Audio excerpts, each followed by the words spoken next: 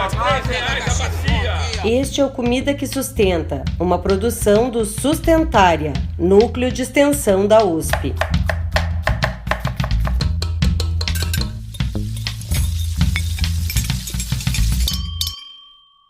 Olá, olá! Seja muito bem-vinda e muito bem-vindo ao nosso Encontro Sustentária. Pode chegar, senta e fica à vontade. Meu nome é Pamela de Cristine e está começando o quarto e último episódio da 5ª temporada do Comida que Sustenta. Na medida em que o ano avança, vamos rapidamente nos aproximando da data da realização da 30ª edição da Conferência da ONU sobre Mudanças Climáticas, a COP30, o nosso tema central no Comida que Sustenta e no Sustentária em 2025. E a essa altura em que as notícias da COP começam a ganhar cada vez mais volume, esperamos que você, que nos acompanha, já esteja sentindo maior familiaridade com a conferência, sua importância e os temas que devem aparecer na edição desse ano, que será realizada aqui no Brasil.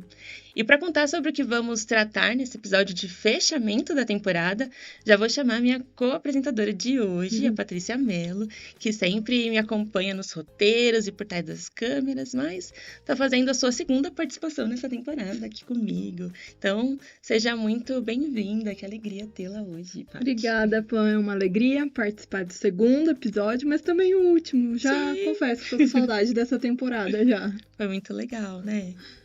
Nesse episódio que fecha essa temporada, vamos falar sobre como o Brasil tem inserido a segurança alimentar e nutricional em suas ações diplomáticas, uma vez que a COP30 é essencialmente sobre diplomacia.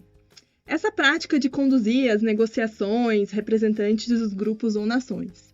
Como temos falado ao longo de toda a temporada, para que possamos alcançar as transformações e que nesse momento de múltiplas crises nos impõe, os sistemas alimentares precisam ocupar uma posição cada vez mais central na agenda climática, que a gente sempre tem falado, e, consequentemente, na diplomacia internacional.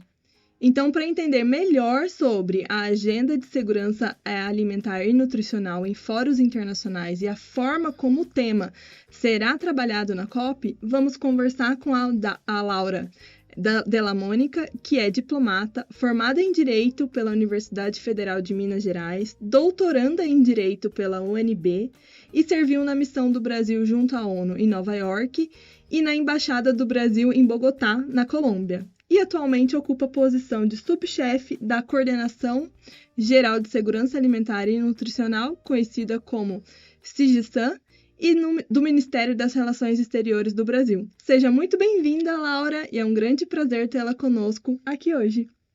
Muito obrigada, é um prazer estar aqui hoje participando desse podcast, uma grande honra. Laura, você poderia começar nos explicando brevemente sobre o que é a Coordenação Geral de Segurança Alimentar e Nutricional do Ministério das Relações Exteriores e como esse órgão tem atuado na promoção internacional da Agenda Brasileira de Segurança Alimentar e Nutricional? A Coordenação Geral de Segurança Alimentar e Nutricional, a CGSAN, né, é uma unidade do Ministério das Relações Exteriores que atua, como o próprio nome diz, na promoção da segurança alimentar e nutricional, mas nós temos como grande eixo orientador da nossa atuação o direito humano à alimentação adequada, né? E na CGSAN, nós buscamos sempre articular os esforços nacionais nessa agenda com a atuação regional e internacional em prol desse objetivo. E essa unidade, né, a CGSAN, ela foi recriada em janeiro de 2023 e dentro da estrutura do Itamaraty, que é também o nome, né, tradicional do Ministério das Relações Exteriores, a CGSAN ela está diretamente vinculada à Secretaria-Geral, que dentro do organograma do Ministério vem logo abaixo do gabinete do Ministro de Estado. E por que eu estou dizendo isso? Né, esse posicionamento da CGSAN junto à Secretaria-Geral, né, e o fato dela ter sido recriada em 2023, mostra um grande compromisso, né, do atual governo, do presidente Lula, com a importância política, com essa prioridade ao tema de segurança alimentar e nutricional. E também, quando eu digo que nós atuamos com base nesse direito humano à alimentação adequada, significa dizer que a atuação internacional ela é regida tanto por elementos pela legislação brasileira, mas também por documentos, resoluções, tratados que versam sobre esse tema de segurança alimentar.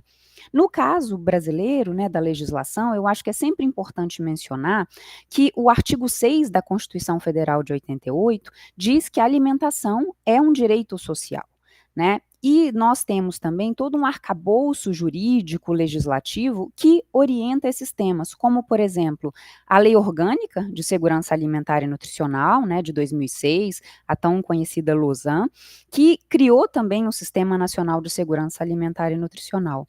E no âmbito internacional, há uma série de elementos que a gente poderia retomar, mas o principal é a própria Agenda 2030 das Nações Unidas sobre o Desenvolvimento Sustentável e os próprios ODS, né, que regem essa atuação brasileira.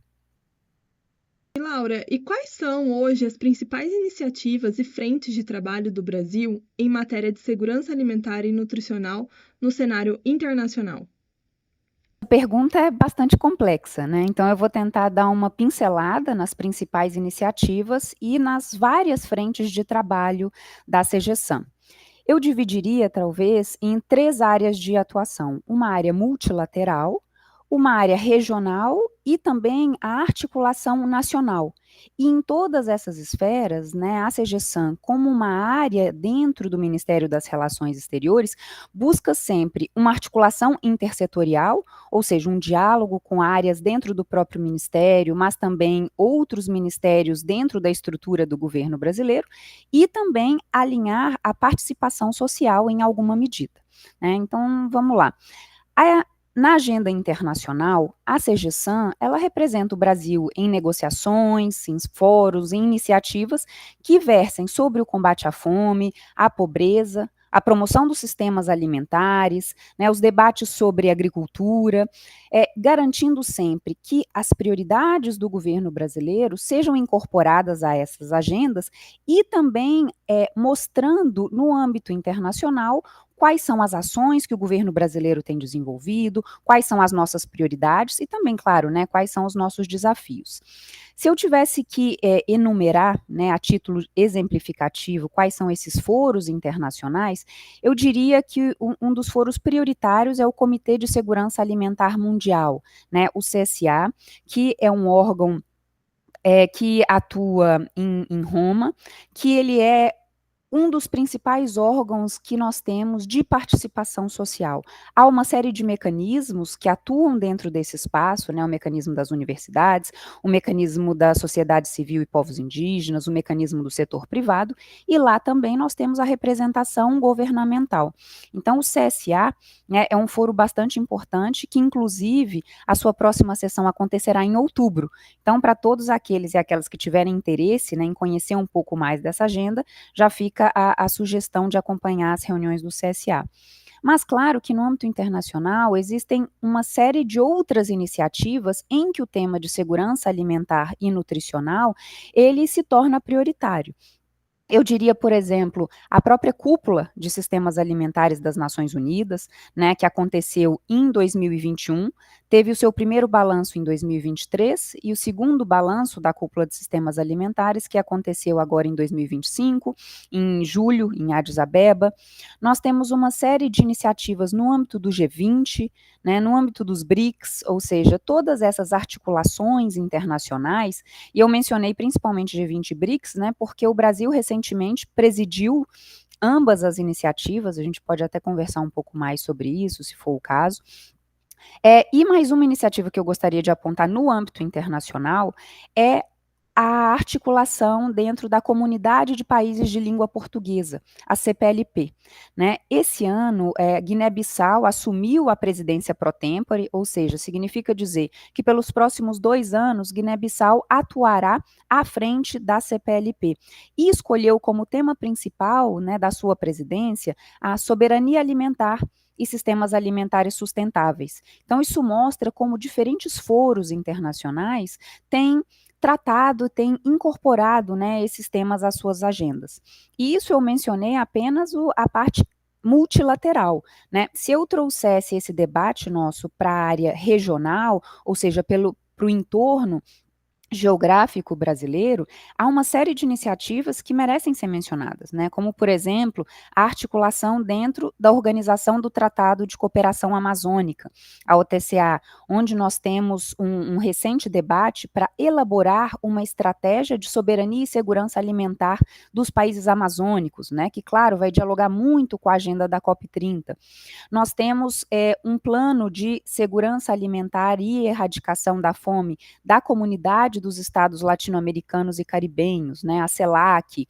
Nós temos iniciativas dentro do Consenso de Brasília, que busca fortalecer os laços entre os países da América do Sul, nessa agenda de segurança alimentar e nutricional. Como vocês podem ver, é uma agenda bastante diversa, né, bastante complexa.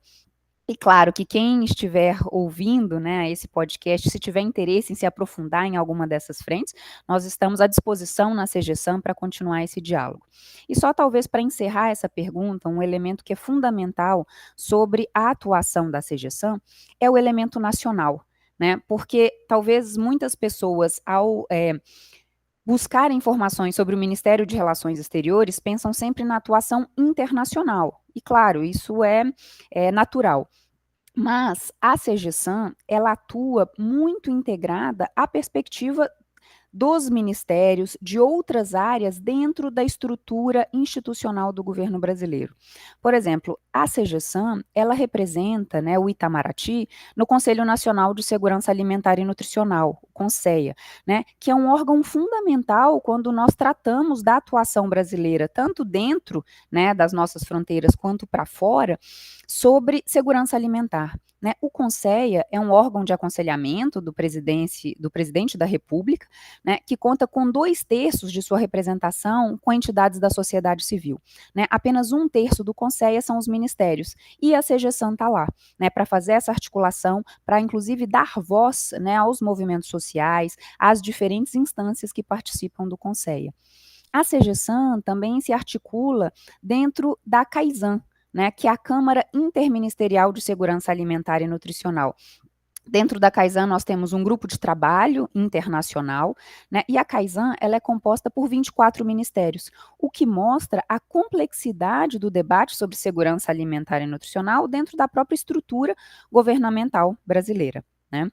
E além dessa articulação, né, com ministérios temáticos, como, por exemplo, o Ministério do Desenvolvimento Agrário e Agricultura Familiar, o MDA, o próprio MDS, o Ministério do Desenvolvimento Social, o Ministério da Agricultura e Pecuária, o MAPA, o Ministério de Pesca e Aquicultura, isso para falar dos mais imediatos, quando a gente trata dessa agenda. Mas é claro, o Ministério de Ciência e Tecnologia, os Ministérios de Mulheres, Povos Indígenas, enfim, todos esses ministérios, né, têm uma agenda forte na área de segurança alimentar e é também função, é papel da CGSAM fazer essa articulação. E muitas vezes, né, equilibrar diferentes interesses dentro dos ministérios para que a posição brasileira levada aos foros internacionais seja uma posição articulada, estruturada e representativa, né, dos diferentes setores, dos diferentes movimentos e das diferentes prioridades conferidas pelo governo.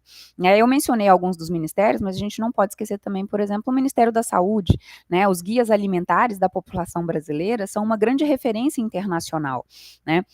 Os próprios ministérios que às vezes não têm uma pauta imediata, né, o Ministério de Integração Regional, o Ministério, eu já mencionei, né, de Ciência e Tecnologia, mas, enfim, várias dessas agendas, né, a própria Embrapa, que está vinculada ao MAPA, são atores fundamentais e com quem a CGSAM tem aí um diálogo bastante importante. E talvez, né, eu até mencionei que eu já estava concluindo essa pergunta, mas são tantos temas que fica difícil a gente selecionar as prioridades. Mas eu queria trazer também um exemplo concreto, né, dessa articulação, porque eu acho que ilustra bastante o que nós temos trabalhado internamente, né. Essa atuação da CGSAM com outros ministérios, né, lembrei agora, claro, tem o MEC, com toda a agenda de alimentação escolar, o próprio FNDE, enfim, a gente teria aí uma série de exemplos. Mas o que eu queria trazer é exatamente como essa articulação e esse trabalho conjunto de diferentes setores dentro do governo brasileiro tem um impacto interno e externo, né? Recentemente, nós tivemos lá em Addis Abeba, nessa reunião, no segundo momento de balanço da Cúpula de Sistemas Alimentares das Nações Unidas, foi lançado o relatório chamado O Estado da Segurança Alimentar e Nutricional no Mundo, né, 2025, que é também conhecido como SOF 2025. É um relatório elaborado por 5 diferentes agências da ONU, inclusive a FAO, e foi um momento muito importante, porque nessa reunião, em julho, foi anunciada a saída do Brasil do mapa da fome, né? E isso é exatamente uma mostra do esforço articulado de diferentes áreas dentro do governo brasileiro, né? Significa dizer que, na média dos últimos 3 anos, né, 2022, 23 e 24, o Brasil ficou abaixo do patamar de 2,5% da população em risco de subnutrição. E isso significa dizer que o Brasil está fora do mapa da fome, né? Claro que ainda há um desafio muito grande, há uma série de iniciativas que nós, como agenda internacional do Brasil, mas outros ministérios, enfim, outros atores, precisamos continuar trabalhando para erradicar a fome, né, que é o objetivo principal. Mas o fato do Brasil já ter saído do mapa da fome, né, 2 anos após o início do terceiro mandato do presidente Lula, é um exemplo muito claro de como esses esforços de diferentes atores, né, políticas públicas robustas, voltadas aos grupos em maior situação de vulnerabilidade, associada à cooperação internacional, né, associada inclusive também a essa vontade política de transformação interna, é possível alcançar resultados que transformem a realidade das pessoas, né? Então, por mais que a CGSAN também seja um órgão do Ministério das Relações Exteriores, o nosso objetivo último também é promover essa transformação da vida das pessoas, com mais dignidade, com mais justiça, né, com direito aí a uma alimentação saudável, adequada, acessível, enfim, que é realmente o cerne também dessa atuação que a CGSAN tem. Ai, Laura, que interessante foi te ouvir comentar sobre tantas ações que o Brasil participa e coordena no âmbito internacional. Acho que, para mim, particularmente, é muito interessante pensar que a minha primeira formação é em relações internacionais, depois eu cursei nutrição, e aí as pessoas sempre questionavam, porque não parecia ter muito sentido as duas temas, né, as duas temáticas. E você traz, assim, o quanto isso é conectado. Então, para mim, assim, é um deleite escutar você comentar, principalmente porque também no meu mestrado eu trabalhei com o tema da segurança alimentar no Mercosul, vendo esse papel tão relevante do Brasil frente ao tema e quanto ele aparece em várias instâncias. No primeiro momento a gente achava que não apareceria, mas tem muito de segurança alimentar também no Mercosul, principalmente em determinados momentos, né? Acho que hoje o governo brasileiro tem isso como pauta prioritária de governo, né? Então, que bacana. E aí eu aproveito, né, para fazer a próxima pergunta, pensando que no ano passado, acho que no âmbito da presidência brasileira do grupo do G20, né, ou do grupo dos 20, foi lançada a Aliança Global contra a Fome e a Pobreza, que tem como missão, abre aspas, apoiar e acelerar os esforços para erradicar a fome e a pobreza, enquanto reduz as desigualdades e contribui para a revitalização de parcerias globais para o desenvolvimento sustentável. Fecha aspas. Então, você poderia comentar a importância da participação do Brasil nessa aliança e de que forma a iniciativa pode fortalecer a cooperação internacional? A Aliança Global contra a Fome e a Pobreza, ela foi idealizada pelo presidente Lula. Né, em uma das idas dele ao G20, surgiu essa ideia de que era necessário um esforço renovado internacional, multilateral, para erradicar a fome e a pobreza. Né? E a Aliança Global, ela então é lançada oficialmente em novembro de 2024, né, no ano passado, durante a cúpula de líderes do G20, durante a presidência brasileira do agrupamento. E a iniciativa ela conta hoje com 197 membros, incluindo 103 países, né, além de organizações internacionais, instituições financeiras e fundações filantrópicas. Eu acho que num momento, né, em que o multilateralismo vive incertezas, vive questionamentos, né, o lançamento da Aliança Global é um exemplo concreto de como esse esforço conjunto e a cooperação internacional podem produzir resultados transformadores concretos, e inclusive na vida das pessoas, né? Quando a aliança ela foi idealizada, o presidente, né, a equipe, não queria que fosse mais um instrumento de debate, né? A aliança não é um espaço onde os países vão se reunir para apresentar iniciativas ou trabalhar novos conceitos, né? A ideia é que a aliança funcionasse como uma plataforma, né, como você bem mencionou na pergunta, uma plataforma para apoiar a implementação de políticas públicas eficazes, né, de comprovada eficácia, sejam elas de transferência de renda, de proteção social, alimentação escolar, fortalecimento da agricultura familiar, né, todos esses elementos foram incorporados à estrutura da Aliança Global. Então, só para explicar a quem nos ouve, né, como ela foi desenhada e o que tem sido já feito no âmbito da Aliança Global para promover essa transformação que nós tanto mencionamos. A aliança ela é estruturada em torno de 3 pilares. O pilar nacional, que vai apoiar os países na implementação dessas políticas públicas efetivas, né? São os pilares em que os países apresentam a sua declaração de compromisso, né, que é o documento que formaliza a adesão à aliança, e nesse documento os países indicam quais as áreas eles gostariam de fortalecer dentro das suas estruturas governamentais, quais as áreas eles gostariam de criar, né, de desenvolver, por exemplo, e alguns países podem inclusive indicar quais as áreas eles têm disponibilidade de prestar cooperação, né, de auxiliar outros países a desenvolverem suas iniciativas. Esse é o pilar nacional. Nós temos também o pilar do conhecimento, que são entidades, países, enfim, membros que aderem à Aliança Global e indicam a sua disposição de promover o intercâmbio de experiências, de auxiliar com assistência técnica, com soluções concretas. E um exemplo interessante, né, é que a própria Escola Superior de Agricultura Luiz de Queiroz, né, a ESALQ, da USP, é membro da aliança e um membro importante de cooperação nesse pilar do conhecimento. E nós temos também o pilar financeiro, né, que é um elemento essencial de todo esse debate, que busca exatamente superar a fragmentação da cooperação internacional e canalizar o financiamento de políticas públicas transformadoras de combate à fome e à pobreza.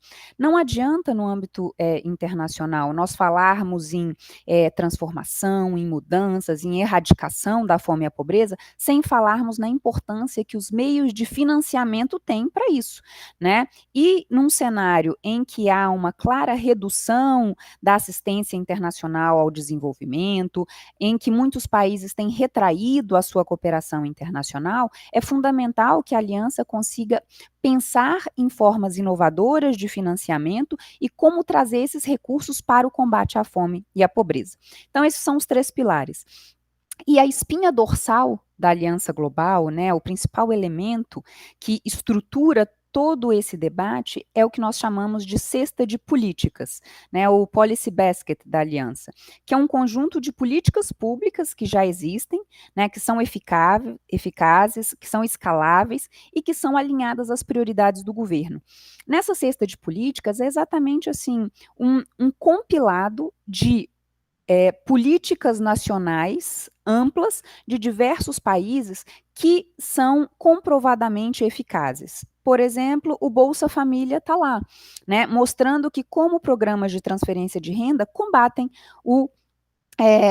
fome e pobreza. E não só as políticas brasileiras, né? Diversos outros países estão alimentando essa cesta com as suas iniciativas, para mostrar, por exemplo, que iniciativas na Índia, iniciativas na Etiópia, iniciativas em outros países, por exemplo, também podem servir de exemplo para para aqueles outros países que querem desenvolver as suas políticas nacionais.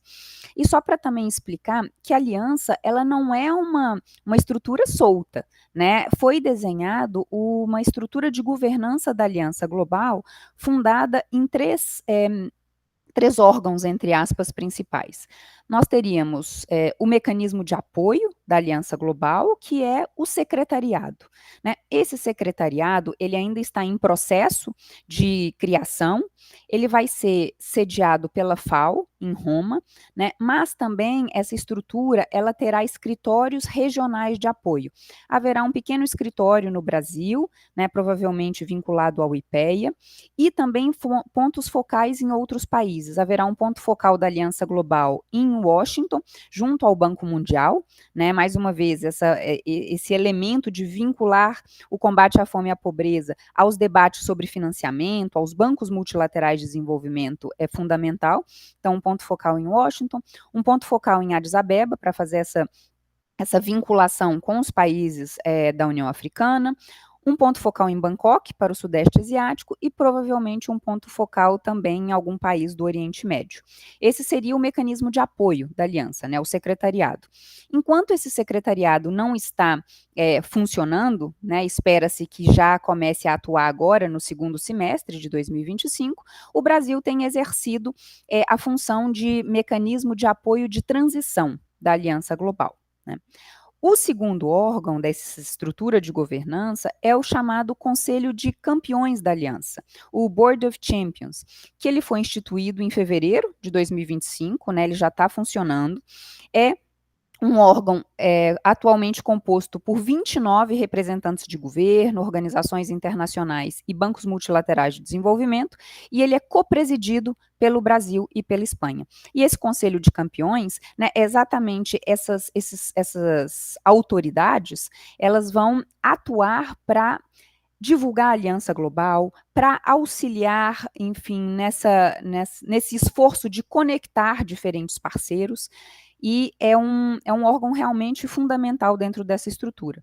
E o terceiro órgão, né, eu diria que é o grupo central, o chamado Core Group da Aliança, que na verdade é um grupo reduzido, formado pela copresidência, né, pelo Brasil, pela Espanha, e pelas vice-presidências da Aliança, que vão auxiliar a avançar o trabalho, né, como se fosse ali um grupo que nós podemos buscar sempre que é necessário acelerar um pouco o desenvolvimento da Aliança.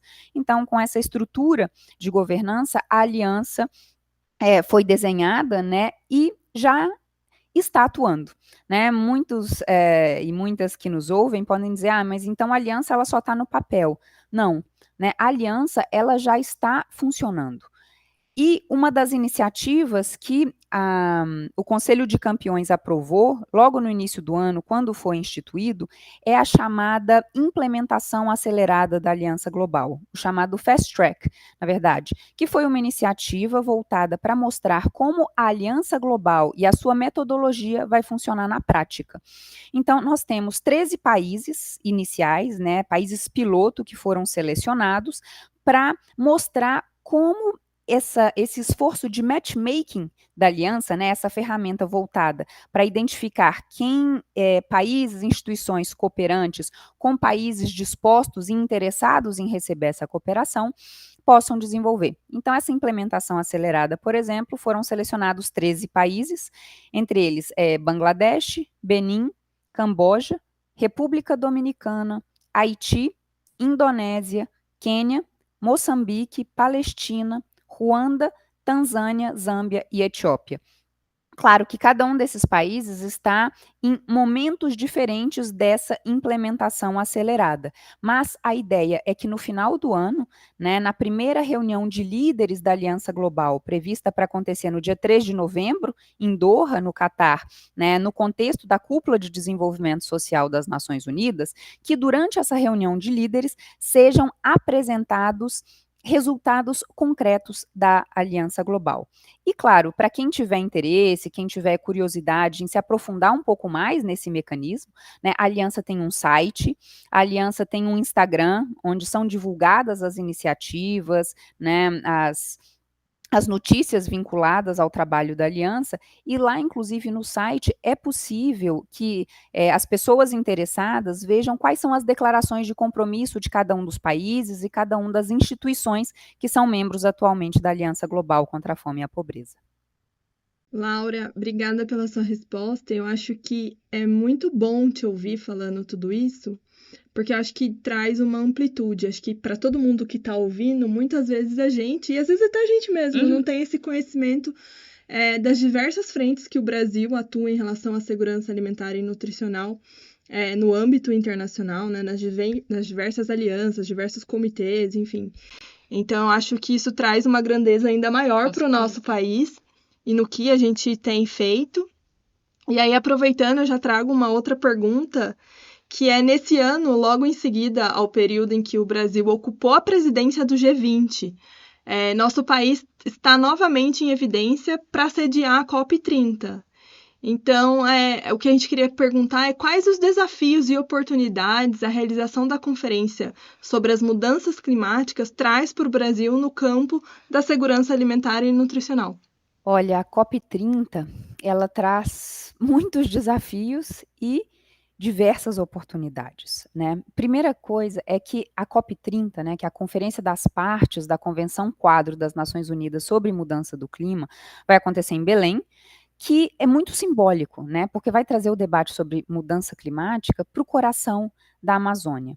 Mas, como agenda brasileira, é importante que a gente pense também a COP30 em segurança alimentar e nutricional a partir de duas frentes, né? Eu sempre digo, olha, a agenda de clima, combate à fome, pobreza, segurança alimentar e nutricional, ela é indissociável, mas seria interessante analisarmos em duas frentes. A primeira frente é como esse tema, né, substantivo, ele vai estar inserido na agenda temática da COP, ou seja, quais vão ser as reuniões, quais vão ser os documentos produzidos, quais vão ser os debates em torno dessa agenda. E a segunda frente, né, é importante a gente pensar como o Brasil quer mostrar a sua riqueza, a sua diversidade alimentar e nutricional para os participantes da COP na alimentação que vai ser oferecida na reunião, né? Então, nós temos aí duas frentes, uma frente conceitual, de debate, enfim, temática, mas uma frente concreta, em que as pessoas vão participar das reuniões e, ao mesmo tempo, comer as comidas, né, essa alimentação que tem aí um vínculo territorial, que tem um vínculo tradicional muito grande com esse coração da Amazônia. Quando nós falamos dessa agenda de segurança alimentar e nutricional da COP, antes de entrar, né, no que o Brasil está planejando para isso, eu queria fazer um breve recapitulado, né, histórico, porque não é tradicional que os temas de segurança alimentar e nutricional estejam dentro da agenda das COPs, né, das conferências das partes. Na COP27, que foi realizada em 2022 em Sharm el-Sheikh, né, no Egito, o tema de segurança alimentar começou a ganhar alguma visibilidade, porque foi instituído em 2022 esse grupo de trabalho sobre implementação da ação climática em agricultura e segurança alimentar. Claro que a criação dessa estrutura de trabalho, né, ela veio de todo um debate do que nós chamávamos de trabalho conjunto de Coronívia sobre agricultura. Mas é importante a gente lembrar que uma coisa é falar sobre agricultura de forma ampla, outra coisa é a segurança alimentar e nutricional, né? São aí conceitos associados, mas que caminham lado a lado, mas que têm as suas particularidades. Então, toda essa agenda, né, de Coronívia sobre agricultura, que vinha lá desde 2017, foi materializada em 2022, né, em Sharm el-Sheikh, nesse trabalho conjunto de Sharm el-Sheikh. No entanto, na COP28, né, logo na sequência, em 2023, foi assinada uma declaração, né, um documento que passou a guiar um pouco mais esses debates, que é a Declaração dos Emirados Árabes Unidos sobre Agricultura Sustentável, Sistemas Alimentares Resilientes e Ação Climática. Né? Essa declaração ela contou com o apoio de 134 países, inclusive o Brasil. E na COP29, né, que foi realizada no ano passado, em Baku, no Azerbaijão, o tema ele não avançou tanto, né, ele continuou sendo tratado, mas sem maiores ênfases. E agora chega a vez do Brasil. Né? A COP30 no Brasil, ela é uma grande chance, é uma grande oportunidade do Brasil pautar o tema de segurança alimentar e nutricional na sua agenda de ação, de mostrar não só o que o Brasil tem feito, né, o que a gente gosta muito de dizer, de atuar pelo exemplo, mas também de debater internacionalmente quais são os desafios e quais são as estratégias no combate à fome, à pobreza e à promoção da segurança alimentar vinculado à ação climática, né? E por mais que esse tema ele não tenha ganhado tração nas COPs anteriores, o Brasil agora mostrou que esse tema é sim uma prioridade. Né? Quem tiver interesse pode dar uma olhada nas cartas do presidente da COP, né, o embaixador André Corrêa do Lago, onde ele mostra quais são as ênfases e quais são as prioridades do governo brasileiro. E quando eu digo que o Brasil assumiu essa responsabilidade e trouxe esse debate para a COP30, é que na quarta carta, né, do presidente da COP, foi apresentada a agenda de ação do Brasil, ou seja, a agenda que o Brasil pretende discutir com os países, mas também com vários outros atores interessados que vão ser responsáveis depois por implementar esses resultados debatidos dentro da COP. Então, um dos eixos prioritários é o eixo 3 da agenda de ação, que trata exatamente sobre a transformação da agricultura e sistemas alimentares. E dentro desse eixo, existem 3 grupos, né, o que a gente tem chamado de grupos de ativação, que vão aprofundar determinados temas. Esses 3 temas são fundamentais e trazem perspectivas de diferentes ministérios, de diferentes atores, né? Dentro do eixo 3, nós teremos o debate sobre recuperação de áreas degradadas e agricultura sustentável, um debate sobre sistemas alimentares mais resilientes, adaptados e sustentáveis, e um terceiro grupo de ativação, né, que vai ser o acesso equitativo à alimentação adequada e nutrição para todos. Como vocês podem perceber, né, esses temas, eles surgem pela primeira vez de uma forma mais estruturada, né, de falar que toda essa agenda de ação climática, ela é indissociável de toda a atuação em temas de agricultura, de segurança alimentar e de sistemas alimentares. Quando a gente fala em sistemas alimentares, a ideia é sempre tratar desde da produção, ao transporte, ao consumo, ao processamento. Então, todas essas fases da cadeia devem ser tratadas dentro desse conceito, né? E eu acho que é fundamental, quando o Brasil apresenta a sua agenda de ação e coloca um dos eixos prioritários, a transformação da agricultura e dos sistemas alimentares, mostra também que o Brasil entende que é fundamental colocar no centro dessa agenda os diversos atores interessados. E aí eu digo que nós precisamos, e aí isso é um tema que está sendo pautado, incorporar a perspectiva da agricultura familiar, da pesca artesanal, das mulheres, jovens, povos indígenas, afrodescendentes, quilombolas, comunidades tradicionais, enfim, todos esses atores que sofrem vivem os impactos das mudanças climáticas, mas, acima de tudo, interpretar também que esses atores, eles são parte fundamental da solução. Não há como falarmos em transformação de sistemas alimentares, ação climática, sem incorporar a diferente perspectiva desses grupos em situação de vulnerabilidade, os conhecimentos tradicionais, as práticas agroecológicas, né, da sociobiodiversidade. Então, essa agenda da COP, essa oportunidade, é uma oportunidade única, né, de dar visibilidade a esses temas, de dar visibilidade a esses atores e associar esses temas a uma pauta internacional que tradicionalmente não era tão aberta a esse debate, né? Trazer a perspectiva de que a agricultura ela é também uma parte fundamental da solução desses problemas de mudanças climáticas, né? E aí eu mencionei no início que eram 2 frentes, né? Essa agenda temática, mas também a agenda concreta de mostrar a alimentação na COP30, né? Como que vai ser?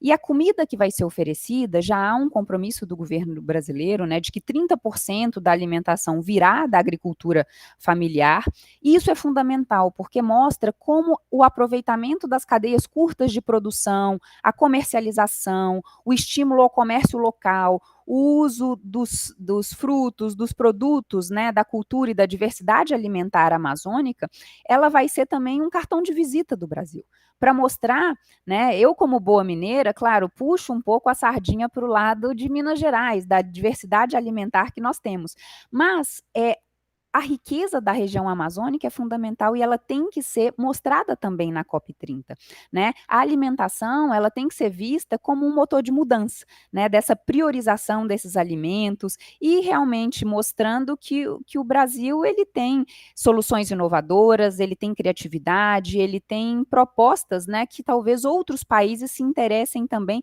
a incorporar. Então, eu acho que essa é um pouco a perspectiva que eu colocaria para a COP30. Claro que aí nós temos inúmeras expectativas, né? Agora, como nós vamos entregar esses resultados, quais vão ser os nossos legados, aí também é uma conversa que a gente precisa aprofundar. Ai, Laura, que bacana que você tocou nesse ponto, que é justamente a nossa próxima pergunta, que ao falar da COP30, nós temos ressaltado muito que os esforços no âmbito de uma conferência dessa magnitude, os seus resultados, vão ultrapassá-la, né? Trazendo sempre o tema dos seus legados aqui para a nossa mesa. Então, pensando nisso, eu te pergunto que tipo de legado o Brasil pode deixar após a COP30, particularmente no que se refere ao fortalecimento da integração entre as agendas climática e de segurança alimentar no âmbito internacional. Tá, essa é uma pergunta também difícil, né?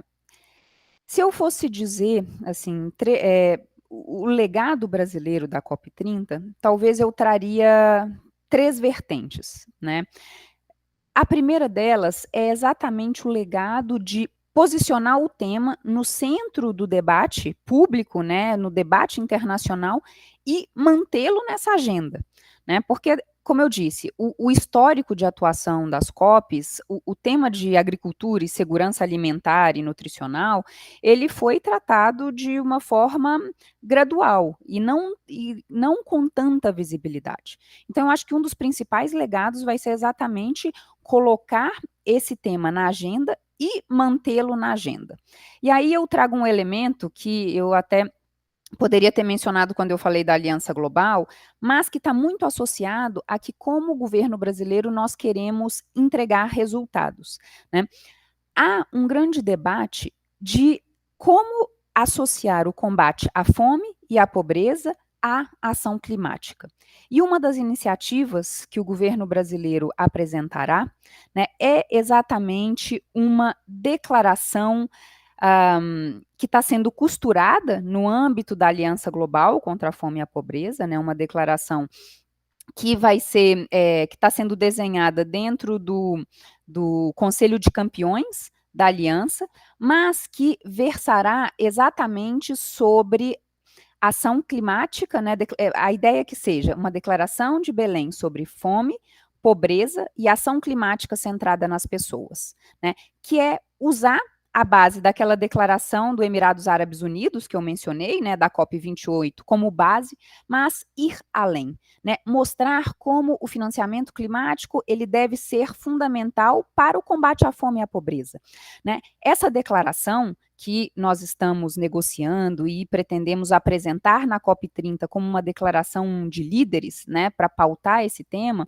a ideia é exatamente que seja uma ação climática centrada nas pessoas, que leve em conta as desigualdades, que promova uma transição justa, né, e aí transição justa com uma série de elementos, né, de justiça distributiva, de justiça de reconhecimento, né, dessas diferenças, de uma justiça processual, né, para minimizar essas assimetrias de poder, e é uma declaração ousada, né, como vocês podem perceber, mas é uma declaração que pretende dar visibilidade a esses diferentes grupos em situação de vulnerabilidade, que são atores, são agentes que eles são afetados, mas são beneficiários de todo esse debate.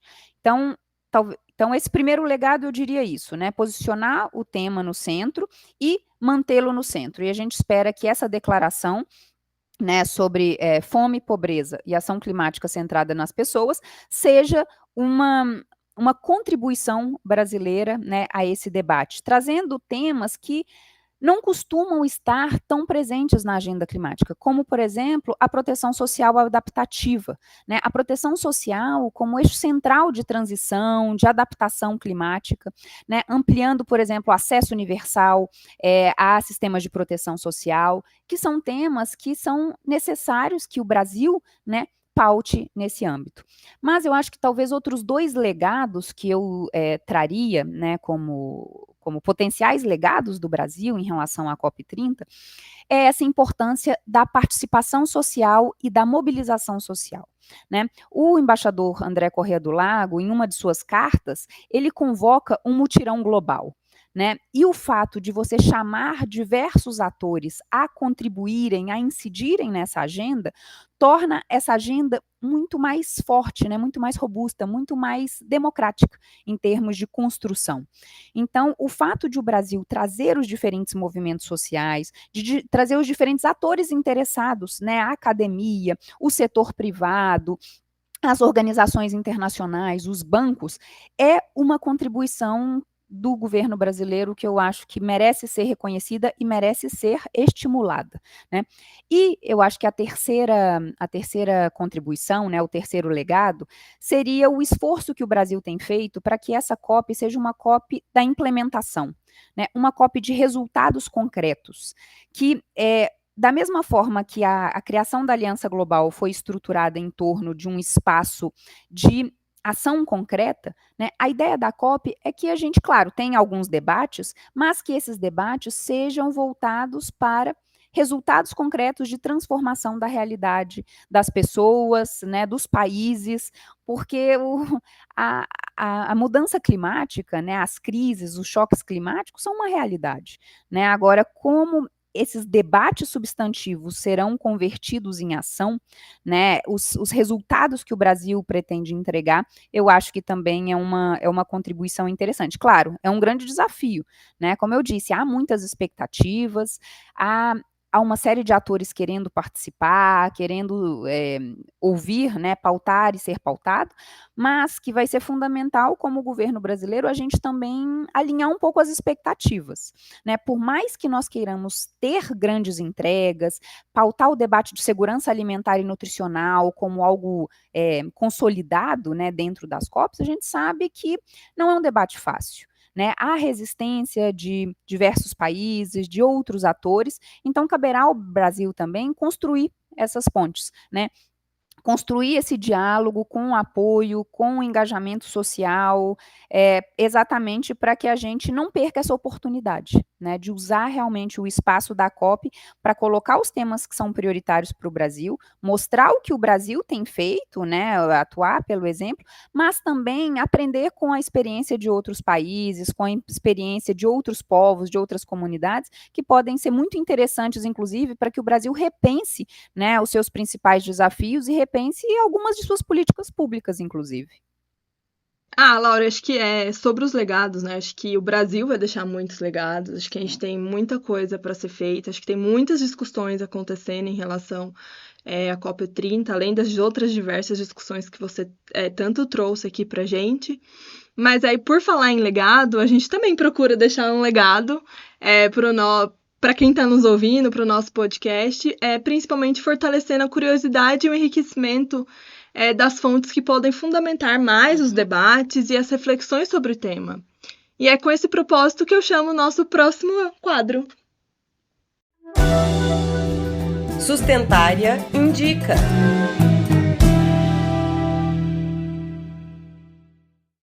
E aí, acho que eu gostaria muito de começar indicando nesse quadro. E eu vou pegar uma anotação, gente, porque eu nunca lembro, vocês já devem estar acostumados. Mas são 2 livros que eu queria indicar. Um deles, eu acho que eu já indiquei em alguma temporada, acho que foi na temporada passada. Mas vale a pena, ainda mais porque tem tudo a ver com o tema desse episódio, que se chama Favela, a Resistência e a Luta pela Soberania Alimentar. É um livro muito legal que trata sobre a soberania alimentar na favela da Maré, no Rio de Janeiro. E aí um outro é um livro que eu usei muito na minha dissertação de mestrado, que é sobre destruição em massa, geopolítica da fome, Então, esse livro ele é muito legal porque ele traz toda a contextualização da formação da FAO, como passa essas discussões na ONU. O escritor, o Ziegler, ele foi um dos relatores da ONU, então acho que vale muito a pena a leitura. São livros densos, mas que traz muita informação e deixa a gente mais estacionado, como estão essas discussões e como elas acontecem. E Laura, queria perguntar para você, qual a indicação que você trouxe para nós? Tomar a liberdade e fazer 3 indicações, né? Perfis diferentes, né? O primeiro, aí é um livro mais associado a esse debate de segurança alimentar e nutricional e diplomacia, né? Que é um livro chamado Josué de Castro e a Diplomacia da Fome, que é um livro, né, uma obra, uma coletânea de artigos que foi coordenada pela embaixadora Carla Barroso, que é a nossa embaixadora junto às agências romanas, né, a FAO, FIDA e PMA, lá em Roma. Foi coordenado também pelo professor José Graziano, que foi diretor da FAO, né, e pelo ministro Saulo Seolim, que é o atual coordenador-geral de Segurança Alimentar e Nutricional do Itamaraty. Eu acho que essa obra ela é muito representativa de diversas vertentes da atuação internacional do Brasil e também ela dá um panorama interessante sobre figuras-chave nesse debate, como foi Josué de Castro. Então, essa seria a minha primeira indicação, e, inclusive, esse livro está disponível para download no site da Fundação Alexandre de Gusmão, né, a Fundação FUNAG, do Itamaraty.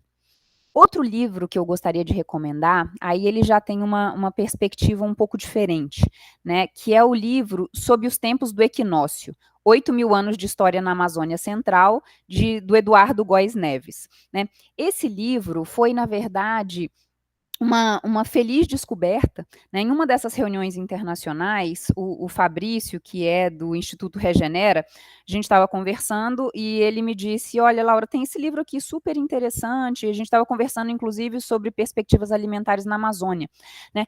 E é um livro realmente fascinante, né? Mas ele é uma investigação arqueológica, né? Que vai mostrar a floresta como um resultado de práticas humanas e mostrar como o papel da arqueologia na construção da memória indígena, na valorização do patrimônio cultural alimentar.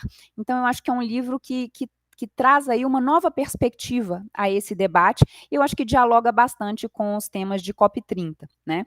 E aí a terceira recomendação é uma série que eu não conhecia, e eu conheci recentemente, que eu acho que vale a pena divulgar, que chama Vida de Merendeira, que na verdade é um reality show, né, que foi organizado pelo FNDE, né, o Fundo Nacional de Desenvolvimento da Educação, que é vinculado ao MEC, pela ABC, a Agência Brasileira de Cooperação, e o Centro de Excelência contra a Fome do PMA, do Programa Mundial de Alimentos. E A Vida de Merendeira é uma série que já está na 3ª temporada e que mostra exatamente os desafios e a dedicação das merendeiras nas escolas públicas brasileiras, né? E é algo que a gente não conhece, porque é uma produção do governo brasileiro, né? Está disponível, acho que no canal Gov ou no canal Educação, mas enfim, se jogar no Google encontra, né, Vida de Merendeira, e eu achei fascinante, porque um dos episódios que eu vi há pouco tempo, tem uma dessas merendeiras aqui, de uma escola em Goiás, né, em Hidrolândia, ela fala assim, nossa, eu nunca pensei que podia haver uma série sobre a minha experiência, né, ela tá assim, eu não achava que eu era ninguém, assim, eu até me emocionei, assim, no episódio, mas assim, eu até me arrepio, assim, o impacto da transformação que uma merendeira tem na vida, né, das crianças, da alimentação, e a rotina, né, uma rotina dura, né, então eu acho que é fundamental que espaços como este do podcast, né, e eu parabenizo muito vocês por essa iniciativa, possam dar visibilidade a esse tipo de produção e a esse tipo de pessoa, né, que é realmente um trabalho transformador e que merece aí todo o nosso reconhecimento. Ai, que bacana. Aqui, inclusive, o Fabrício foi nosso entrevistado no episódio passado. Então, convergindo, né? E também, pensando nessa série das merendeiras, eu já vi uma chamada, mas não assisti ainda. Vou anotar e vou procurar, né? Porque eu não achei muito interessante. Até mesmo o que você traz, né? Dela da cozinheira falando, nossa, fizeram uma série sobre a gente, mas o quanto elas desempenham um papel importantíssimo na execução de uma política pública do tamanho que é da alimentação escolar no Brasil, né? A sua importância, o quanto ela é já uma política exportada para outros países, né, que se baseiam nesse modelo. Então, que bacana a gente dar o espaço de ação delas, né? Acho que é só o televisionar, porque acho que a gente também trouxe uma cozinheira da alimentação escolar para compartilhar a receita já no episódio, porque é isso, a alimentação é de todo mundo, eu acho que todo mundo tem que ter esse espaço de fala, de trazer sua história, seu contexto, enriquece bastante. E sobre a minha indicação, eu confesso que eu sempre esqueço de buscar, e aí na hora do episódio eu falo, meu Deus, tinha uma indicação, e aí eu fico buscando alguma memória recente que tenha relação com o tema, mas dessa vez eu consegui pesquisar antes. Então, eu trouxe um documento base que foi utilizado no seminário internacional da Pré-Conferência Nacional de Segurança Alimentar e Nutricional, que inclusive falamos disso no episódio do Explica desse mês, né? Falamos de conferência, falamos de planos. Então, eu trouxe ele aqui para mostrar para vocês a carinha dele. Vou mostrar aqui para outra câmera que pega mais pertinho. Mas a gente vai deixar lá na descrição, como sempre. Mas esse documento, ele foi apresentado no seminário, pensando, né, inclusive, na construção do terceiro Plano Nacional de Segurança Alimentar, que é o que a gente falou no episódio. Então, eu tive a honra de participar da elaboração, auxiliando a minha orientadora, que é a professora Silvia Zimmermann, hoje é professora da Universidade Federal Rural do Rio de Janeiro, e o título é Pela Renovação do Compromisso com o Direito Humano à Alimentação Adequada e a Criação de uma Agenda Estratégica para a Governança Global dos Sistemas Alimentares. Então, como o nome já diz, é um documento interessante para orientar um pouco, né, entender o que é essa governança global que o Brasil participa com tanta maestria, e ele contribui para esse panorama sobre os espaços de governança, as organizações e plataformas que tratam do direito humano à alimentação adequada, e também como esse tema é tratado nesses espaços, né? Então, vale a leitura, e os links vocês já sabem, estão sempre na descrição do episódio. Enfim, indicações aqui muito bem feitas. Vamos agora para o quadro que fecha esse episódio e essa temporada, geralmente deixando todo mundo com água na boca. E hoje não vai ser diferente, já que eu tô aqui acompanhada de duas mineiras, né? E aí, bora cozinhar? Laura, quem nos ouve já sabe que o Bora Cozinhar dessa temporada, nós fizemos uma mesma pergunta a todos os convidados. Se você tivesse que apresentar um prato brasileiro para os chefes de estado que estarão na COP, que prato você não deixaria faltar? E aqui não estamos falando necessariamente de um prato conceitual, mas sim aquele que fala com o seu coração, assim, uma coisa muito afetiva. Então, o que você pensou para hoje? Como eu até mencionei, né, como boa mineira, eu, claro, teria aí muitos pratos da cozinha mineira, inclusive meu preferido é o frango com quiabo. Mas eu acho que como a ideia é apresentar esses pratos na COP30, né, eu resolvi trazer um prato que eu conheci recentemente pela chefe Socorro Almeida, né, que é uma chefe que trabalha muito esse conceito de slow food, que ela é paraense, né, inclusive aí tem um trabalho incrível, e nós tivemos a oportunidade de organizar com ela, com a equipe dela, né, e com o pessoal do Instituto Regenera, lá em Roma, recentemente, um evento para falar de bioeconomia, de sociobiodiversidade, em que também nós apresentamos alguns pratos da culinária paraense para os participantes, né? Para as participantes, exatamente para mostrar ali na prática o que a gente estava defendendo. E eu acho que talvez eu colocaria no cardápio uma salada que ela apresentou lá, que foi uma salada de feijão manteiguinha, que eu não conhecia, né? É um feijão, eu acho que típico lá da região, enfim, uma salada assim realmente refrescante, gostosa e que traz muitas lembranças e dialoga muito com a culinária de outros países, né? Para mim foi muito marcante nessa reunião lá em Roma, o próprio ministro da Agricultura de Cabo Verde dizendo, olha, mas a gente tem esse prato também lá em Cabo Verde, né? A gente usa esse feijão também nos nossos ingredientes, então isso para mim foi muito marcante, então eu colocaria aí a salada de feijão manteiguinha como como parte importante, mas eu acho que a gente tem que também valorizar muito os nossos saberes tradicionais, né? E uma coisa que eu herdei muito da minha avó, a minha avó usava muito ervas e muitos chás.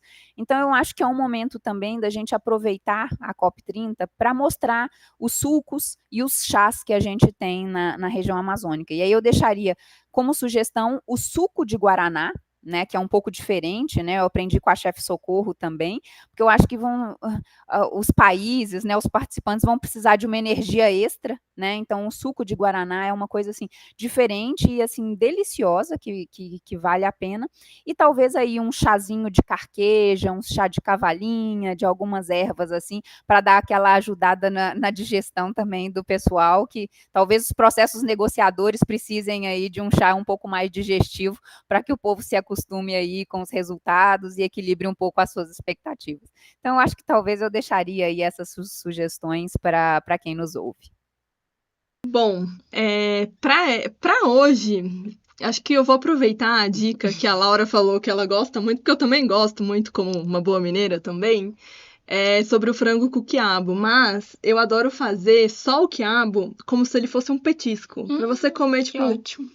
a qualquer momento. Eu sou a que come assistindo filme, ou então, sei lá, eu tô trabalhando, eu levo um potinho pro trabalho e como, tipo, durante a tarde, que é fazer o quiabo como se ele fosse um petisco mesmo. Você corta ele bem fininho, tempera com o tempero que você desejar, e eu gosto muito de colocar um pouquinho de fubá, aquele fubá moído na pedra.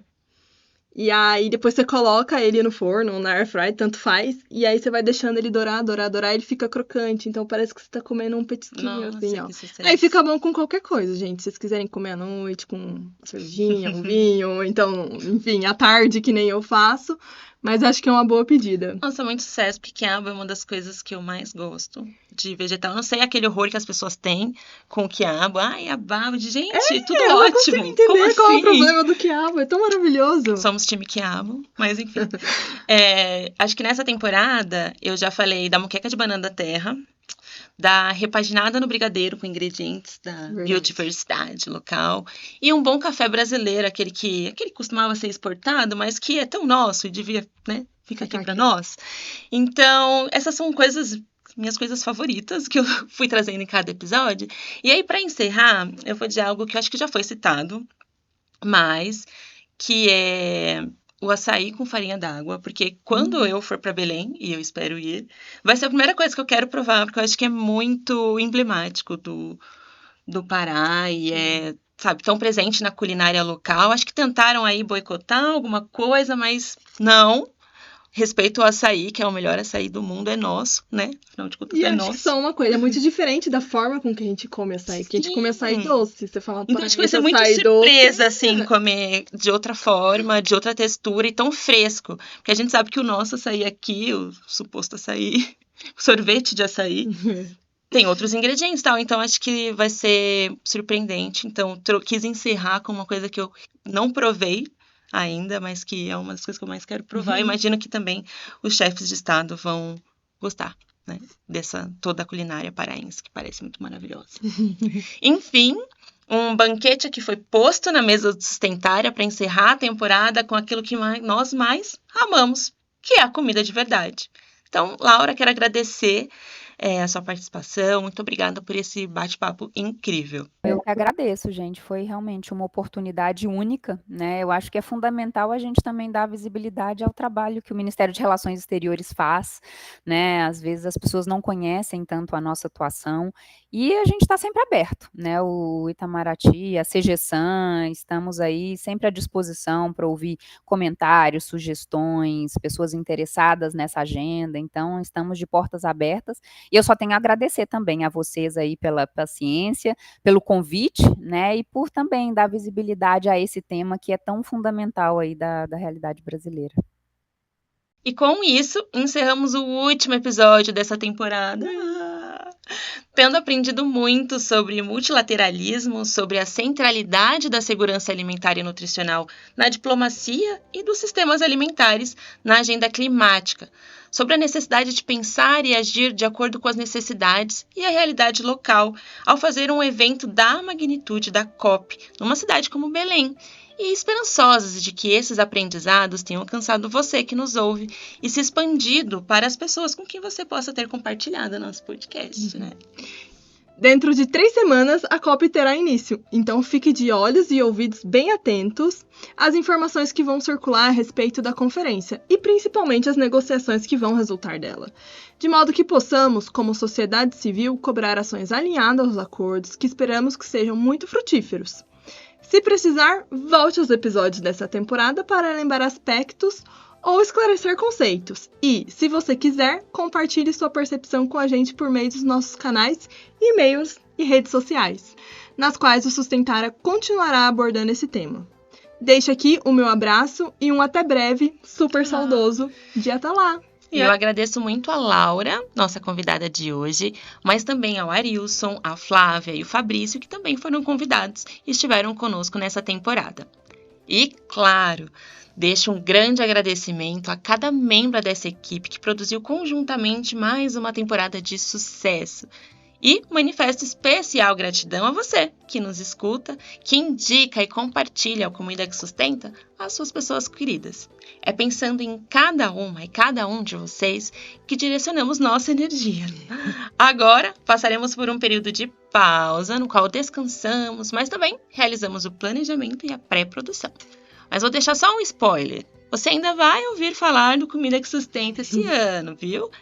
Já estou aqui com muita saudade e, como já falei nas outras temporadas, eu amo estar aqui. É algo que fazemos de forma voluntária, mas é com tanto carinho, assim. Então, a gente fica feliz de ter encerrado uma temporada, mas já fica pensando o que vamos falar na próxima. O que será na 6ª temporada?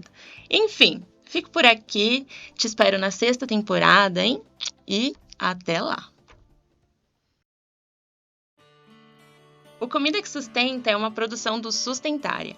Para ouvir ou assistir a todos os episódios, nos siga no Spotify, no YouTube ou acesse sustentaria.com.br. A coordenação, apoio à pauta, roteiro e pesquisa dessa produção foram de Nadine Marques e Mariana Razueta. A apresentação, Pamela de Cristine e Patrícia Mello. A edição foi de Lúcia Santos Felipe e as trilhas sonoras sonoplastia de Daniela Viana e Fernando Curaio. Os materiais de divulgação são de Lúcia Santos Felipe e Laís Dias, com apoio da agência Mica.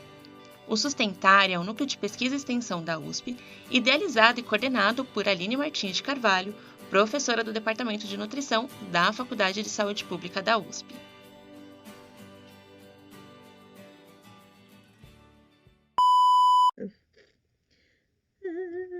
Deixa eu já deixar aberto aqui onde eu vou indicar.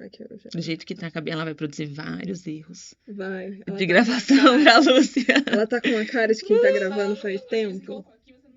Do que possamos, como sociedade civil, cobrar ações alinhadas aos acordos, que esperamos que sejam muito frutíferos. Triunfantes? Volta, pode parar aí, depois você continua. Frutíferos, vamos lá. Só não lembro. Eu que começo indicando ou... Tem que... Calma. Calma, tá escrito. Ai, desculpa, eu estou com crise de ansiedade. Calma, vai chegar! Deus, me dá forças. Pela minha cabeça. Aí a gente fala do Lula, parece o Lula dançando. Aí eu fico... Ele do meu lado. Você tá gravando já, Lúcia? Com certeza. Que susto. Ela tá pegando a gente fazendo... não pega isso não. Fim.